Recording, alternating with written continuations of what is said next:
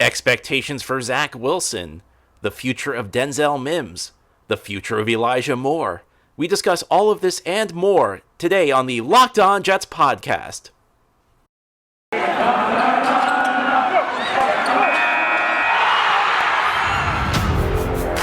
You are Locked On Jets, your daily New York Jets podcast. Part of the Locked On Podcast Network, your team every day.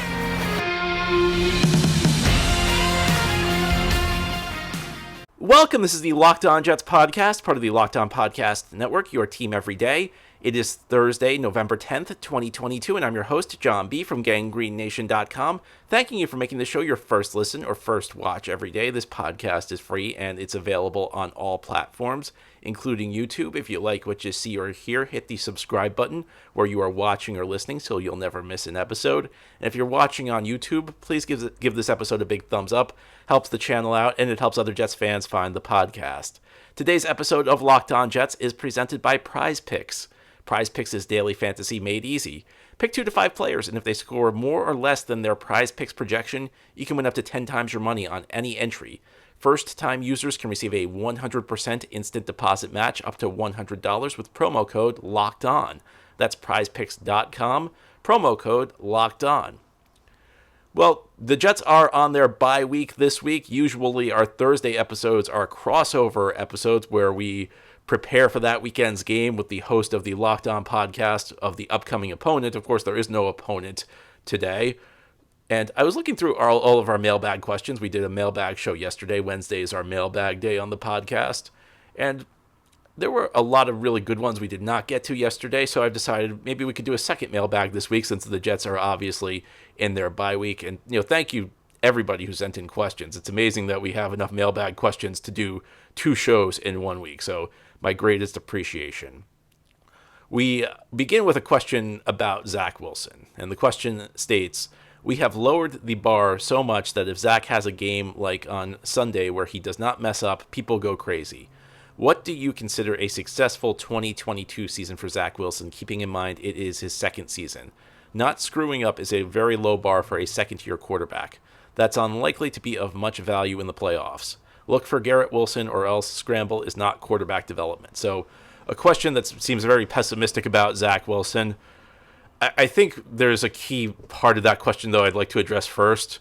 When we're talking about how what he's doing right now is not going to be much value in the playoffs. I mean, can we go back to September for a second and imagine I told you that on November 10th, the Thursday before the Jets bye, your biggest concern would be that the Jets maybe are not built to win once they make the playoffs. Isn't that a sign that the Jets are having a great year? So I think first of all, before we get into any of this, you have to acknowledge that there's a lot to be feeling good about right now with this football team. I think it's not just that Zach Wilson's in his second season. I think you have to evaluate where he is, where he's coming from. Last year was rough on him, and he really was not ready to play. The Jets stuck him into the lineup immediately. They did not bring in anybody who could challenge him for the starting job. And, I go back and forth on whether that was a mistake. Because on the one hand, do you want to put a guy on the field when he's in over his head? On the other, the Jets were really not going anywhere anyway last year, so there's a school of thought that maybe just getting him the reps, getting him the experience would be beneficial. Zach Wilson's a very raw quarterback at this point, and I think a big part of the reason he's playing right now is he was the second overall pick, because, if he went in round 2, round 3, round 4, in that range, and you were just looking at the player right now, I think you'd say, this guy's kind of raw, he's still developing, let's give him some more time. So I think it's kind of a tough spot for Zach Wilson because I think the expectations are like he's going to be this amazing quarterback. He's in year 2. In reality, when the Jets drafted him out of BYU, he was not as pro-ready as the Jets thought he would be. So it's a long road forward for Zach Wilson, and he can get there. But I think at some level, you have to understand where he's at and where you're looking to get. I think that if he plays the way he did on Sunday, that's perfectly fine. I mean, at this point, what you want him to be able to do is make efficient plays. I think late last season, Zach stopped turning the ball over, but the problem was that the Jets really were not moving the ball on offense. Now, if you look at what they did on Sunday, the yards per attempt is not very good. I mean, it's under 7, which is kind of like the threshold you want to be at. That's like the minimum threshold you want to be at, somewhere in the 7 yards per attempt range. He was below that, but the plays were generally successful. Football Outsiders created the stat years ago. It's called success rate, and essentially the concept is that if a running back can break a 19-yard run on a 3rd and 25 play, but it really doesn't help your team. Your stats still look great because you got a 19-yard run. Whereas if you gain 2 yards on the 3rd and 1, your stats don't look good because it's only 2 yards, but it was successful. So they essentially created this concept called the success rate, and each play is either a success or it's a failure based on the yards gained per play. And it's something like if you get 40% of the yards you need on first down, 60% on second down, and then picking up moving the chains on 3rd down, that's considered a success. And Zach Wilson's success rate was very high in that game. Now, yeah, look, he's right now really looking toward Garrett Wilson, but I look at it in a sense that this is how you build up a young quarterback who's maybe a little bit raw. Zach Wilson's not at a point where he's ready to read a bunch of sophisticated coverages. And I've really come to believe that the one thing that destroys quarterbacks more than anything is just consistent failure, because it's very easy. You want guys who can shake off a bad moment. You need guys who can shake off a bad game. You need guys who can shake off a bad week, a bad month. But at some point, it just becomes overwhelming. If your team's losing, like Sam Darnold, if your team's losing every week and you don't have anybody who can help you out, at some point, it's just going to crush you. And I think as much as any, the Jets want to lift Zach Wilson up right now because they can keep the confidence level high. Gradually, you hope he can learn how to do things. Right now, I've said, I think right now he's probably about a 1 to 1.5 read quarterback. So what you're trying to do is work that up, and maybe you can get him to being a 2-read quarterback by the end of the year and have a base set of concepts that he's capable of executing. And a quarterback like a wide receiver like a Garrett Wilson can really help you out on that, because he's not going to be facing consistent failure if Garrett Wilson's open every down. If Garrett Wilson's his first read and he's open, he can go to Garrett Wilson, and that means he doesn't need to make sophisticated reads. And when he doesn't have to make sophisticated reads, you limit the number of mistakes he's making. I think, I look back to the Miami game, I look back to the Buffalo game. That's what I'm hoping for Zach Wilson. I'm not, the Pittsburgh game was great, but he's not a quarterback at this point who's really going to lift the Jets on his shoulders all that frequently. You love to see it occasionally. You like to see every now and then him show that, down the line, I'll have this ability maybe if I put things together. But you just want him to play consistent football. You want him to generally avoid the big, I know he had the fumble against Buffalo, but you want him to protect the football, play efficiently, make the right reads. And if he does those things, I think it's a successful year too. And yeah, I know the bar's low, but you're looking for competency out of this quarterback right now. You're not going to go from where Zach Wilson was last year, or even where he was against, say, Denver or Green Bay, to the top of the league. It's going to take a little bit more time than that. So I think what we saw against Buffalo was fun. Now, I don't think the Jets are going to be able to execute quite that game plan. I think the ball control game plan where you're hitting a bunch of short passes and running the ball, that's not going to work against everybody. So I think they are eventually going to have to open things up to a certain extent. But if Zach Wilson plays at the level he played against the Bills, I think the Jets are going to be pretty happy with where he's at the end of the year. Now, but of course, next year he's going to need to grow even more. So it's this is not where you want Zach Wilson at year 5. It's fine for year 2. Our next question is: Robert Saleh a candidate for Coach of the Year? Well, the answer is yes. And the thing with the Coach of the Year is that they don't really judge it based on who the best coach is. It's typically who takes the team that was bad last year and that team becomes good. So by that threshold, Robert Saleh is going to be in the mix. I'm sure there are some other candidates you can name, but I think Robert Saleh is going to be very highly considered. And it's not that Robert Saleh is doing a good job. And Robert Saleh actually, I think, does deserve to be considered for Coach of the Year, but they don't really look at it in a multi-dimensional way. They just look at it as who was bad last year, who's good this year. Therefore, their coach is Coach of the Year. I think it's a weird way to do it, because if you're expected to be good and you do a great coaching job, you can never be Coach of the Year. But hey, Jets have a shot to win an award, so who am I to complain? Now, ahead here on the Locked On Jets podcast, we're going to move our attention to the wide receiver position. Denzel Mims, Elijah Moore. What's the hierarchy going to be going forward? That's what we'll discuss as we continue this special Thursday mailbag edition of Locked On Jets. This episode is brought to you by Blue Nile. Whether you are looking to pop the question, you have a milestone to celebrate, or you want to let your love sparkle, Blue Nile can help you make your celebrations even more memorable. As the original online jeweler, Blue Nile offers the largest selection of independently graded diamonds and prices priced significantly below traditional retailers. Blue Nile has helped millions of couples create their perfect engagement ring. Their easy online tools let you choose the diamond, shape, size, and clarity, as well as setting style of your choice. Blue Nile's bench of jewelers will then help you handcraft her perfect one-of-a-kind engagement ring. If you're looking for a piece of fine jewelry to commemorate a special occasion, but you have trouble choosing, Blue Nile has jewelry experts on hand 24/7, available via phone or chat to help you find a memorable gift on every budget. So make your moment sparkle with Blue Nile. Go to BlueNile.com and use code LOCKEDON to save $50 on your purchase of $500 or more. That's BlueNile.com, code LOCKEDON to save $50 on your purchase of $500 or more. BlueNile.com, code LOCKEDON. Thank you again for making Locked On Jets your first listen or first watch every day. This podcast is free and it's available on all platforms. We continue with our special Thursday mailbag edition. Our next question. When looking at the Denzel Mims and Elijah Moore situations, it is interesting that Mims appears to be out of the doghouse, with the coaches having more trust in him than Moore. For example, the pivotal 3rd and 5 at the end of the Buffalo game went to Mims. What has Mims done differently than Moore to have gained more trust from the coaches, being that Moore has shown more on the field last year than Mims ever has? Is it as simple as one is 6'3" and the other's 5'10", or is there more to it? Well, I don't think it's that Mims is bigger. I think it's just, he showed up and worked. It's kind of funny because they both requested a trade, but the way they went about it was very different. And even in the Mims trade request in the preseason, his agent was very respectful in the request. He even praised the Jets. He said the Jets have always done right by Denzel. But what happened after that trade request when the Jets did not honor it? He kept working. You didn't really hear from him. He did not go to the media every day complaining, I want to be out of here. He kept working, and he waited his chance. And to an extent, he's taken advantage of it. I don't want to make it sound like Mims has played at an all-pro level, but to an extent, he's taken advantage of it. He's made a couple key catches for the Jets over the last few weeks. And it's a difference from Elijah Moore. Elijah Moore, after a win, and that, part of it was just the timing with Elijah Moore. The Jets had such an amazing win. It was their best win in some time in Green Bay.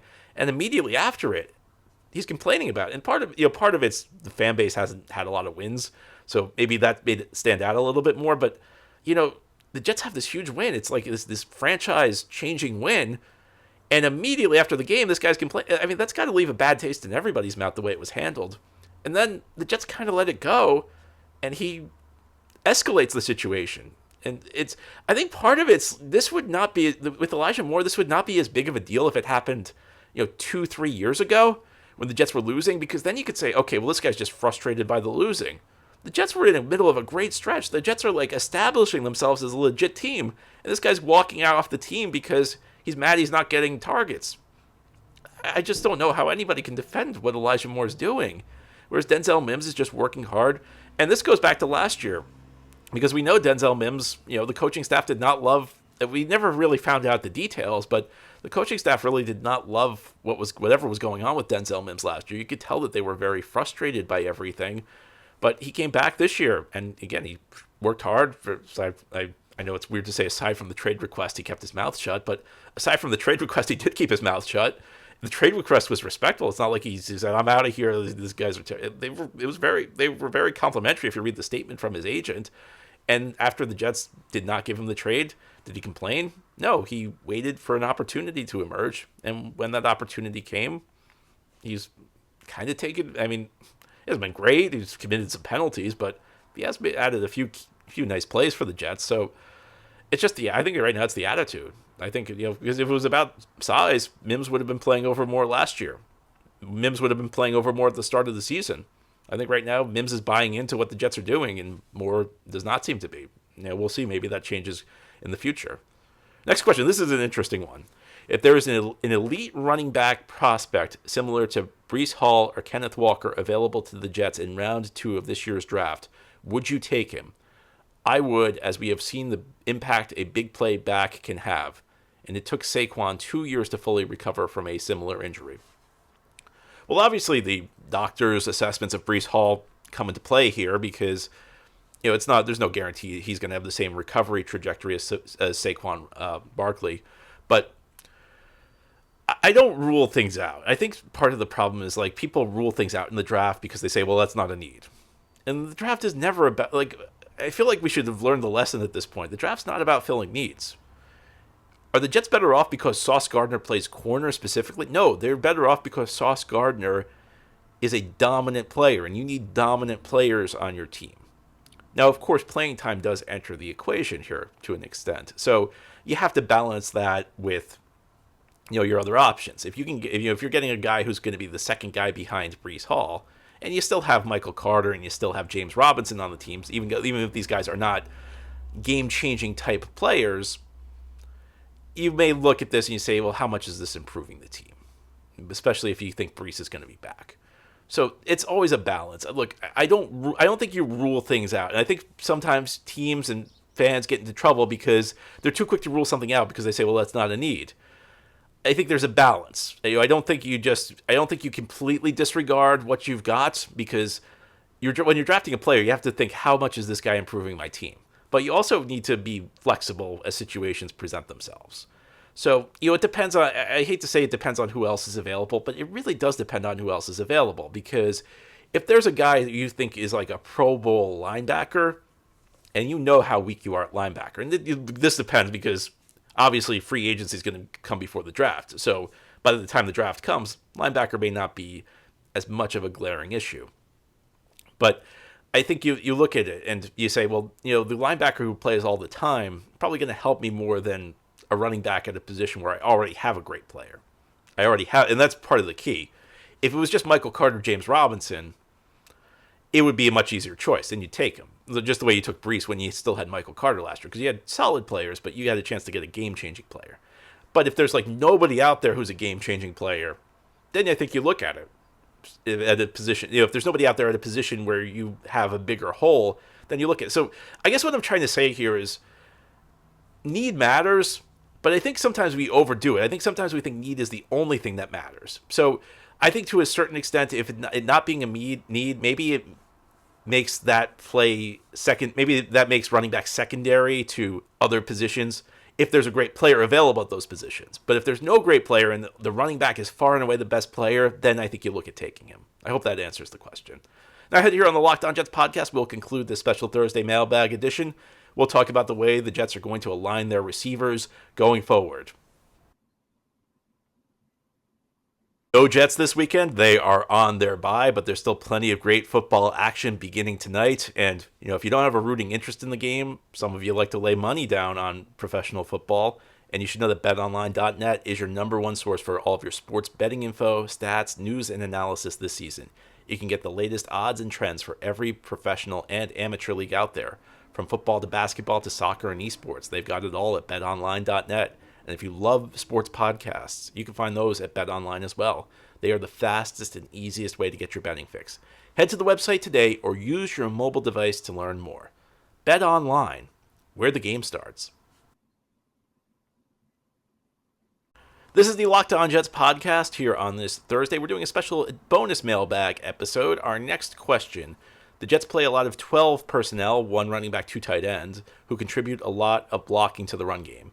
Mims is a willing blocker, and so is Davis when he comes back. Given the Jets' emphasis on the run game, do you foresee a lot of snaps where neither Moore nor Berrios are in the game, with Wilson in the slot, when the Jets are not in their two tight end formation?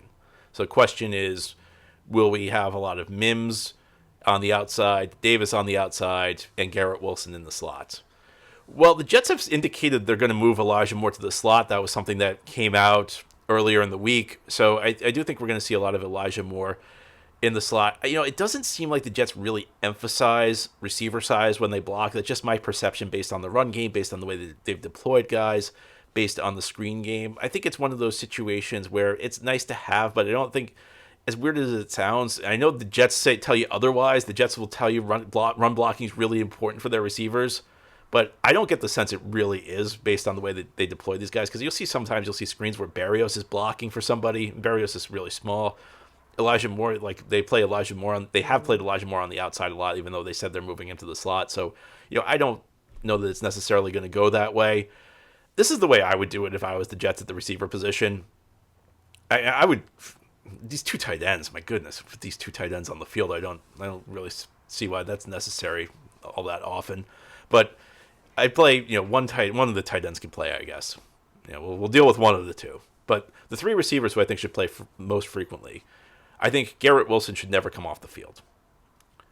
I think Corey Davis should never come off the field. And I think between Elijah Moore and between Denzel Mims, you play them both. You maybe have a platoon there where Mims runs the routes, he's good at running. Moore runs the routes, he's good at running. So Mims maybe a little bit more vertical. Elijah Moore, you have him run a little bit more across the field.